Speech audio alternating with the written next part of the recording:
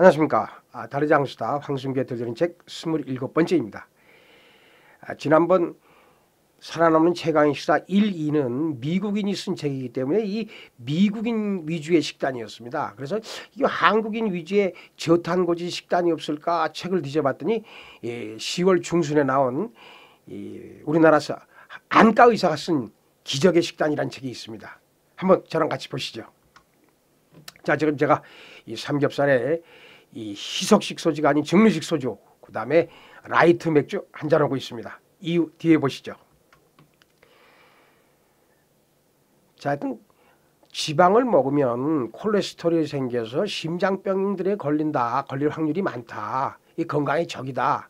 이러는데 이것이 한 번도 과학적으로 입증된 적이 없답니다. 또 문제는 우리나라 보건복지부에서 2015년에 콜레스테롤을 하루에 300mg 미만으로 먹어라라고 얘기를 하는데, 여러분들 계란 하나에 200 내지 240mg의 이 콜레스테롤이 들어있답니다. 그럼 계란 2개 먹으면 땡이죠. 그런데 미국이나 일본에서는 2015년에 이 300mg의 이거를 없애버렸습니다.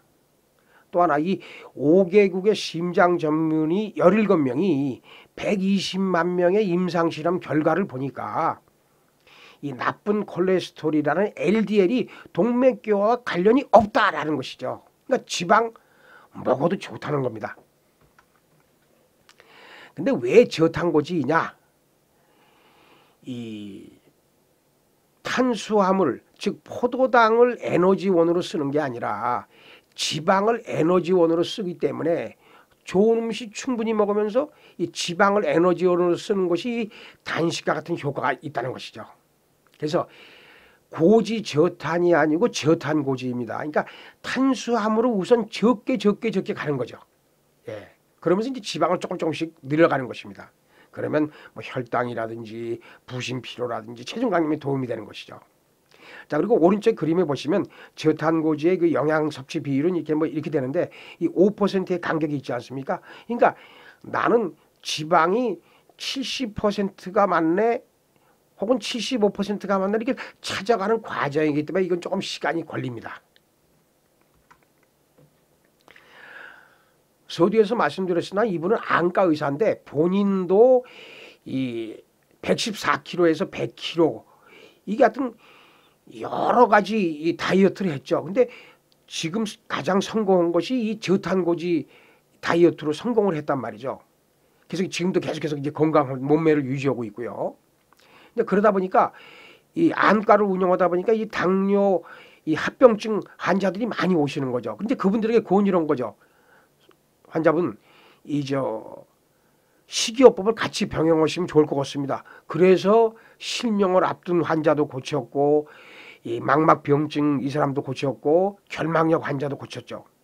또 이 어떤 어린아이가 왔는데 이제 자폐아로서 이 행동을 통제할 수가 없는 거죠. 그래서 시력 검사를 받아야 되는데 대학병원 3군데에서 이게 못 받은 거죠. 너무 움직이니까. 그래서 이제 그 환자가 왔을 때 그 어머니에게 2주일만 저탄수화물식을 시키고 오세요라고 해서 2주 후에 왔는데 2주 후에 오니까 이 어린애가 차분히 앉아서 시력 검사를 잘 받아갖고 뭔가 조치를 받을 수가 있었다는 것이죠. 자, 그러니까 이분이 당뇨 합병증분을 많이 치료하다 보니까 아주 당뇨는 이렇게 치료하면 된다. 답이 나왔다는 거죠. 꾸준한 저탄수화물이다. 이게 답이라는 것이죠. 그래서 그 방법이 뭐 특별한 식단을 마련하려는 게 아니라 뭐 매일 먹는 평상의 밥상에서 탄수화물, 당분을 제외하라는 얘기죠. 이를테면 뭐 과일도 줄이고 과자도 줄이고 뭐 사탕도 줄이고 그다음에 뭡니까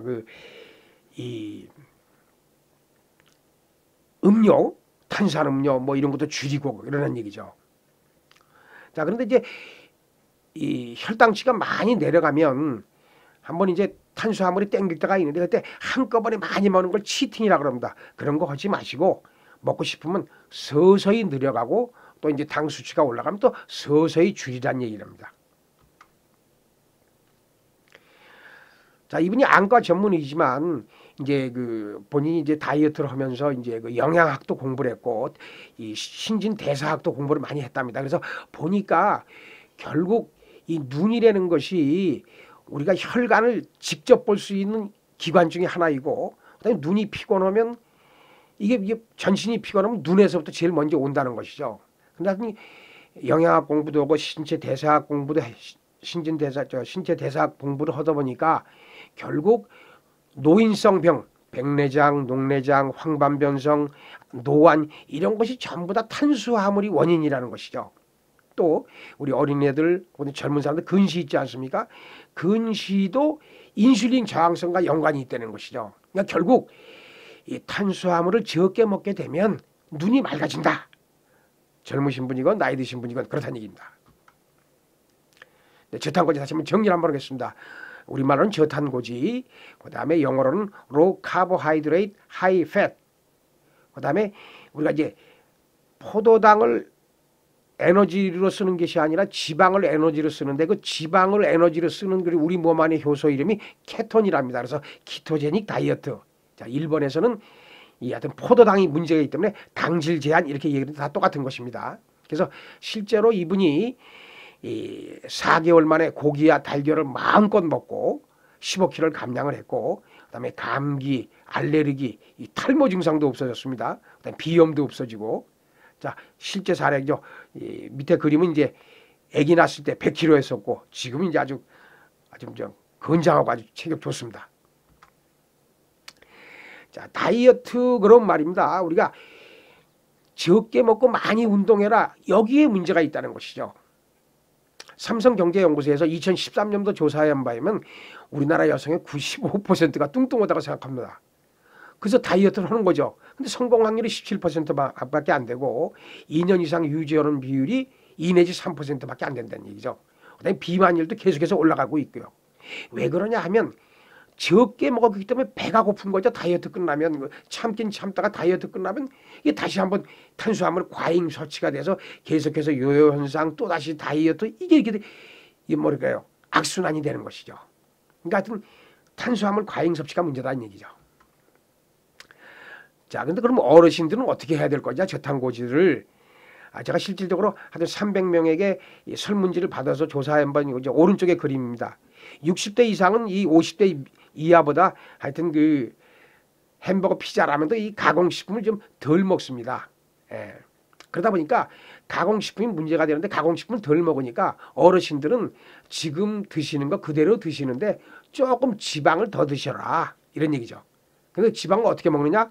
달걀 2개 매일 드시고 그다음에 이 오일 중에 제일 좋다는 이 코코넛 오일 1스푼씩 매일 드시라는 얘기죠. 그리고 이제 이 삼겹살에 혹은 뭐 보쌈에 기름 떼어내지 말고 같이 드시라는 얘기죠. 자, 여러분들 손주분들 아주 귀엽지 않습니까? 예. 근데 이제 뚱뚱하면 안 되지 않습니까? 근데 계속해서 지금 초중고생 뭐 하여튼 뭐 어린 애들도 아주 뚱뚱한 애들 많지 않습니까? 그래서 뭐 ADHD 뭐 이 소화, 당뇨, 비염, 아토피 이런 거 많지 않습니까? 그게 많은 양의 탄수화물 식사나 이 끊임없는 간식 때문에 그렇다는 얘기죠. 앞으로 그 애들도 이 당 그러니까 탄수화물에서 떼어놓자는 얘기죠. 자, 탄수화물, 당 그게 이제 인슐린이란 말이죠. 인슐린이 분비가 되면 성장 호르몬이 분비가 억제가 된다는 얘기죠.